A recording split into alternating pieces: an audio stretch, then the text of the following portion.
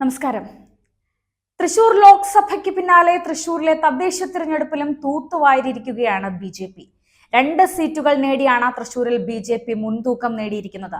2026 ബി.ജെ.പിക്ക് കേരളം എന്നത് വലിയ വിദൂരമില്ലാത്ത ഒന്നാണ് എന്നത് വീണ്ടും വീണ്ടും തെളിയിക്കുകയാണ്. വിവിധ തദ്ദേശ വാർഡുകളിലേക്ക് നടന്ന ഉപതെരഞ്ഞെടുപ്പിന്റെ ഫലം പുറത്തു വരുമ്പോൾ തൃശൂർ പാവറട്ടിയിൽ UDFന്റെ സീറ്റാണ് ബി.ജെ.പി. പിടിച്ചെടുത്തത്. ആലപ്പുഴ ചെറിയനാട് പഞ്ചായത്തിൽ CPMന്റെ സീറ്റ് ബി.ജെ.പി. പിടിച്ചെടുത്തു. മലപ്പുറത്ത് പതിറ്റാണ്ടുകളായി CPM ജയിക്കുന്ന 2 സീറ്റുകൾ പാർട്ടിക്ക് തന്നെ നഷ്ടപ്പെട്ടു. അങ്ങനെ വരുമ്പോൾ കേരളത്തിലെ വരുന്ന നിയമസഭാ തെരഞ്ഞെടുപ്പിൽ കൂടുതൽ സീറ്റുകൾ പിടിക്കാൻ ബി.ജെ.പി. അരയും തലയും മുറുക്കി ഇറങ്ങിയിരിക്കുന്നു എന്ന് മനസ്സിലാക്കുന്നു. തൃശൂരിന് പിന്നാലെ വീണ്ടും നാണം കെട്ട തോൽവിയുമായാണ് ഇടത് സർക്കാർ ഇപ്പോൾ ഉള്ളത്. നമുക്കറിയാം, കേരള സർവകലാശാല അടക്കം ഇടതുപക്ഷത്തിന്റെ വ്യക്തമായ ആധിപത്യമുള്ള ഇടമായിട്ട് പോലും ഇപ്പോൾ ബി.ജെ.പി. ആ ഇടത്തും കഴിഞ്ഞ ദിവസം നടന്ന കേരള സർവകലാശാലയുടെ സെനറ്റിന്റെ തിരഞ്ഞെടുപ്പിൽ അവിടെയും ബി.ജെ.പിക്ക് ആധിപത്യം ഉണ്ടായിരിക്കുന്നു. 2 സീറ്റാണ് അവിടെ. അത് ഇടതുപക്ഷത്തെ സംബന്ധിച്ചിടത്തോളം ഞെട്ടിക്കുന്നതാണ്. തൃശൂരിലെ ബി.ജെ.പിയുടെ വിജയതന്ത്രമാണ് ഇവിടെയും നിർണായകമായിരിക്കുന്നത്. സുരേഷ് ഗോപിയുടെ വിജയം തൃശൂരിലെ വിജയം ഫലം കണ്ടു തുടങ്ങിയിരിക്കുന്നു എന്ന് മനസ്സിലാകുന്നു. കേരളത്തിൽ എത്രത്തോളം ഭാരതീയ ജനതാ പാർട്ടിയുടെ വേരോട്ടം ശക്തിപ്പെട്ടിരിക്കുന്നു എന്ന് ഇതിൽ നിന്ന് വ്യക്തമാവുകയാണ്. മലപ്പുറം ജില്ലയിലെ തദ്ദേശ ഉപതെരഞ്ഞെടുപ്പിൽ CPMന് കനത്ത തിരിച്ചടിയാണ് ഉണ്ടായിരിക്കുന്നത്. പതിറ്റാണ്ടുകളായി CPM ജയിക്കുന്ന 2 സീറ്റുകളാണ് പാർട്ടിക്ക് നഷ്ടപ്പെട്ടത്. മുന്നിയൂർ പഞ്ചായത്തിൽ 6 പതിറ്റാണ്ടായി CPM ജയിക്കുന്ന വാർഡിൽ UDF സ്വതന്ത്ര 143 വോട്ടിനാണ് ജയിച്ചത്. വട്ടംകുളം പഞ്ചായത്തിൽ UDF പിന്തുണയോടെ മത്സരിച്ച CPM വിമതൻ വിജയിച്ചു. 4 പതിറ്റാണ്ടായി CPM സ്ഥാനാർത്ഥിയാണ് ഇവിടെ ജയിക്കുന്നത്. കൂട്ടിലങ്ങാടി പഞ്ചായത്തിൽ വെൽഫെയർ പാർട്ടിയിലും മലപ്പുറം നഗരസഭയിലും മുസ്ലിം ലീഗും സിറ്റിംഗ് സീറ്റ് നിലനിർത്തി. ഒരിടത്തും ഫലം ഭരണത്തെ ബാധിച്ചിട്ടില്ല. ആലപ്പുഴ ജില്ലയിൽ ഉപതെരഞ്ഞെടുപ്പ് നടന്ന 3 പഞ്ചായത്ത് വാർഡുകളിൽ 2 എണ്ണമാണ് CPMും 1 എണ്ണം ബി.ജെ.പിയും നേടിയെടുത്തത്. CPM വിഭാഗീയത രൂക്ഷമായ രാമങ്കരി പഞ്ചായത്തിലെ 13ാം വാർഡിൽ പാർട്ടി സ്ഥാനാർത്ഥി ജയിച്ചത് 9 വോട്ടിനാണ്.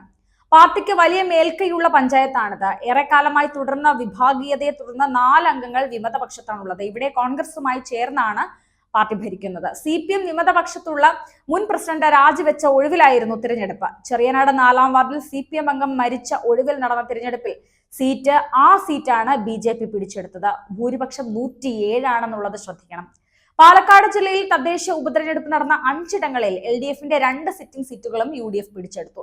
മങ്കര, തച്ചമ്പാറ പഞ്ചായത്തുകളിലാണ് UDFന് അട്ടിമറി വിജയമുണ്ടായിരിക്കുന്നത്. ഏതായാലും വീണ്ടും കേരളത്തിൽ നിന്ന് ബി.ജെ.പിക്ക് ഉണ്ടാകുന്നത് വളരെ സന്തോഷമേറിയ വാക്കുകൾ, അല്ലെങ്കിൽ 2026 എന്ന നിയമസഭാ തിരഞ്ഞെടുപ്പിലേക്ക് ഏറ്റവും കൂടുതൽ അടുത്ത് നിൽക്കാൻ പറ്റുന്ന തരത്തിലുള്ള വാർത്തകളാണ് പുറത്തു വരുന്നത്. അതൊരു ശുഭപ്രതീക്ഷ തന്നെയാണ് ബി.ജെ.പിക്ക്. തൃശൂർ ലോക്സഭാ മണ്ഡലത്തിന് ശേഷം സുരേഷ് ഗോപി എന്ന ബി.ജെ.പിയുടെ സ്ഥാനാർത്ഥി, അദ്ദേഹത്തിനെ വിജയിച്ചതിനു ശേഷം അദ്ദേഹം കേന്ദ്ര സഹമന്ത്രിയായി ചുമതലയേറ്റു.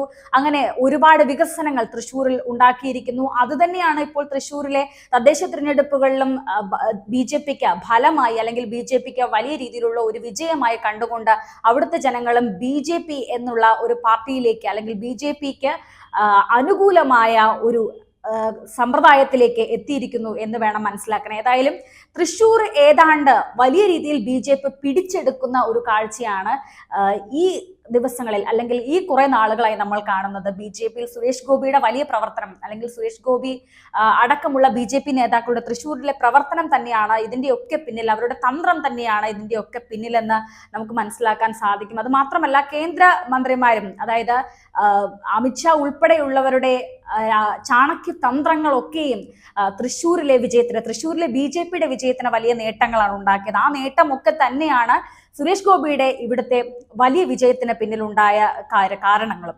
അപ്പോൾ തദ്ദേശ തിരഞ്ഞെടുപ്പിലും ബി.ജെ.പി. അവിടെ ആധിപത്യം ഉറപ്പിക്കുന്നു, അവിടെ 2 സീറ്റുകൾ നേടുന്നു. ആ 2 സീറ്റ് എന്ന് പറയുന്നത് പോലും ബി.ജെ.പിയെ സംബന്ധിച്ചിടത്തോളം വലിയ നേട്ടമുള്ള കാര്യമാണ്. കാരണം വരുന്ന നിയമസഭാ തിരഞ്ഞെടുപ്പിൽ ബി.ജെ.പിക്ക് വളരെ നിർണായകമായ ഒരു മത്സരമായിരിക്കും ഇവിടെ കേരളത്തിൽ നടക്കുന്നത്. വളരെ പ്രഗത്ഭരായ, അല്ലെങ്കിൽ വളരെ ധൈര്യത്തോടു കൂടിയുള്ള മുൻനിര നേതാക്കന്മാരെ വെച്ചായിരിക്കും ഇനി അടുത്തത് ബി.ജെ.പി.